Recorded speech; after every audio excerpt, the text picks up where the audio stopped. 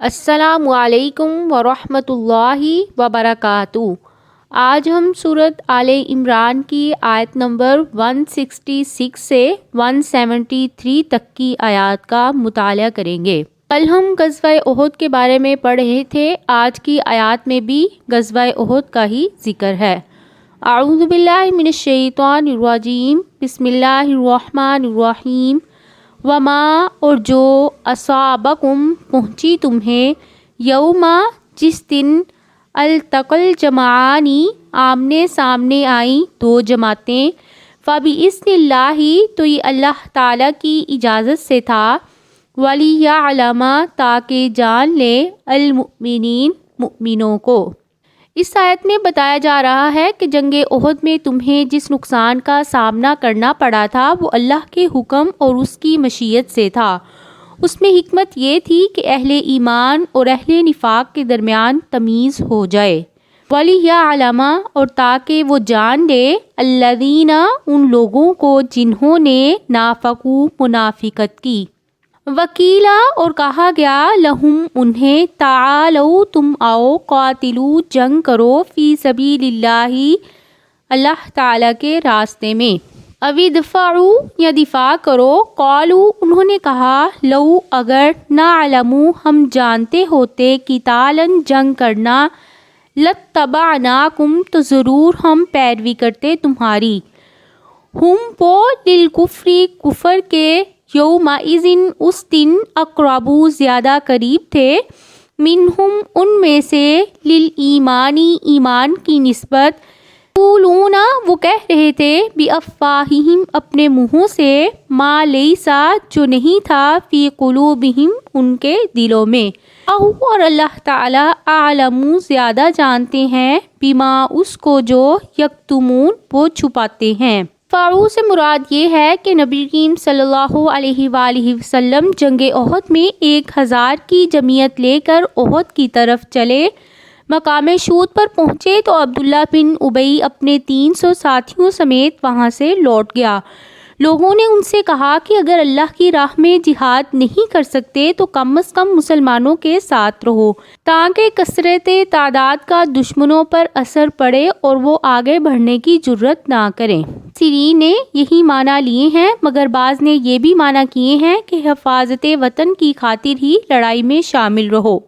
قالوا لو نعلم وہ کہنے لگے، کوئی لڑائی وڑائی نہیں ہوگی، اگر ہمیں واقعی لڑائی کی توقع ہوتی تو ہم ضرور تمہارا ساتھ دیتے۔ ان کا کہنا یہ تھا کہ فریقین میں کچھ تناسب ہوتا تو ہم ضرور شرکت کرتے، مگر ادھر 3000 کا لشکر اور ادھر 1000 کا بے سر و سامان آدمی، یہ کوئی جنگ ہے؟ یہ تو اپنے آپ کو ہلاکت میں ڈالنا ہے، اس بنا پر ہم ساتھ نہیں دے سکتے۔ ہم للکفر یومئذ اللہ تعالیٰ نے فرمایا کہ ان کے باطن میں کفر تھا، مگر اعلانیہ اس کا اظہار نہیں کرتے تھے، لیکن اس روز انہوں نے ایمان کو چھوڑ کر اعلانیہ کفر کو اختیار کر لیا۔ الذین وہ لوگ جنہوں نے، قالوا کہا، لاخوانہم اپنے بھائیوں کو، وقعدوا اور وہ خود بیٹھ گئے، لو اگر، اطاعونا وہ اطاعت کرے ہماری، ما قتلوا تو نہیں وہ قتل کیے جاتے، کل کہہ دیجئے، فدرؤ پس دور کرو، ان انفسکم اپنے نفسوں سے، الموت موت کو، ان کنتم صادقین اگر تم سچے ہو۔ جو مسلمان جنگ احد میں شہید ہوئے تھے ان کے بارے میں منافقین نے اس قسم کا اظہار کیا تاکہ لوگوں کو جہاد میں شمولیت سے متنفر کیا جا سکے۔ قرآن میں اللہ تعالیٰ نے بتایا ہے کہ اگر واقعی گھروں میں بیٹھے رہنا تمہیں موت سے بچا سکتا ہے تو ذرا اپنے اوپر واقع ہونے والی موت کو ٹال کر دکھاؤ۔ وَلَا تَحْسَبَنَّ الَّذِينَ اور نہ ہرگز آپ گمان کریں ان لوگوں کو، قُتِلُوا جو قتل کر دیے گئے، فی سبیل اللہ اللہ کے راستے میں، امواتن مردہ ہیں، بلکہ احیاء زندہ ہے، عند ربہم اپنے رب کے پاس، یرزقون رزق دیے جاتے ہیں۔ آیت میں منافقین کے اس شبہ کے جہاد میں شامل ہونا، خام خواہ اپنے آپ کو ہلاکت میں ڈالنا ہے، فرمایا نہیں بلکہ اس سے دائمی زندگی حاصل ہوتی ہے، شہداء کو اللہ تعالیٰ کے ہاں بلند درجے ملتے ہیں۔ عبداللہ بن مسعود رضی اللہ تعالیٰ عنہ فرماتے ہیں ہم نے رسول اللہ صلی اللہ علیہ وسلم سے اس آیت کریمہ کے متعلق پوچھا، آپ نے فرمایا ان شہداء کی روحیں سبز رنگ کے پرندوں کے قالب میں ہوتی ہیں اور ان کے لیے عرش الہی کے ساتھ قندیلیں معلق ہوتی ہیں، وہ جنت میں جہاں سے چاہتی ہیں کھاتی ہیں پیتی ہیں، پھر عرش کے نیچے لٹکی ہوئی انہی قندیلوں میں آ کر رہتی ہیں۔ فرحین خوش ہیں بما اس پر جو آتاہم اللہ عطا کی انہیں اللہ تعالیٰ نے من فضلہ اپنے فضل سے، ویستبشرون اور وہ خوش ہوتے ہیں بالذین ان لوگوں کے بارے میں لم نہیں یلحقوا وہ ملے بہم انہیں من خلفہم ان کے پیچھے سے،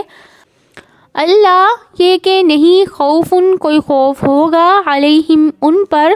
ولا ہم یحزنون اور نہ ہی وہ غمگین ہوں گے۔ فرمایا کہ اپنے جن مسلمان بھائیوں کو جہاد فی سبیل اللہ میں مشغول چھوڑ آئے ہو ان کا تصور کر کے خوش ہوتی ہیں کہ ان کو بھی ہماری طرح پر لطف اور بے خوف و خطرہ زندگی حاصل ہوگی۔ وسلم نے فرمایا جب تمہارے بھائی احد میں شہید ہوئے تھے تو اللہ تعالیٰ نے ان کی روحوں کو سبز رنگ کے پرندوں کے قالبوں میں ڈال دیا تھا جو جنت کے نہروں پر ہے، اور اپنا انجام دیکھنے لگے تو کہنے لگے اے کاش ہمارے بھائیوں کو بھی یہ معلوم ہو جائے کہ اللہ تعالیٰ نے ہمارے ساتھ کیا اچھا سلوک کیا ہے۔ استبشرون وہ خوش ہوتے ہیں بنعمت من اللہ اللہ تعالیٰ کی طرف سے نعمت پر، وفضل اور فضل پر، وان اللہ اور بے شک اللہ تعالیٰ لا یضیع نہیں وہ ضائع کرتے اجر المؤمنین ایمان والوں کے اجر کو۔ الذین استجابوا وہ لوگ جنہوں نے حکم مانا للہ اللہ تعالیٰ کا، والرسول اور رسول کا، من بعد اس کے بعد، ما اصابہم القرح جب پہنچے انہیں زخم، الذین ان لوگوں کے لیے احسنوا جنہوں نے احسان کیا، منہم ان میں سے، واتقوا اور تقوی اختیار کیا، اجر ہے عظیم بہت بڑا۔ ان آیات میں جنگ احد سے اگلے روز کا واقعہ بیان کیا جا رہا ہے جسے حمراء الاسد کہتے ہیں۔ تفصیل اس کی یہ ہے کہ احد سے پلٹ کر جب مشرکین چند منزل دور چلے گئے تو آپس میں کہنے لگے کہ ہم نے یہ کیا حماقت کی ہے کہ مسلمانوں کو پوری طرح خاتمہ کیے بغیر واپس چلے آئے ہیں۔ چنانچہ وہ مدینہ پر دوبارہ حملہ کرنے کا منصوبہ بنانے لگے۔ ادھر جب رسول اللہ صلی اللہ علیہ وسلم کو اطلاع ملی تو آپ نے مسلمانوں کو مشرکین کے تعاقب میں نکلنے کا حکم دیا تاکہ وہ واقعی پلٹ کر مدینہ پر حملہ نہ کر دیں۔ اس وقت اکثر شرکاء احد میں سے اکثر لوگ زخمی اور تھکے تھے، لیکن اللہ اور اس کے رسول کی حکم کی تعمیل میں فوراً اٹھ نکل کھڑے ہوئے۔ مدینہ سے تقریباً 8 میل کے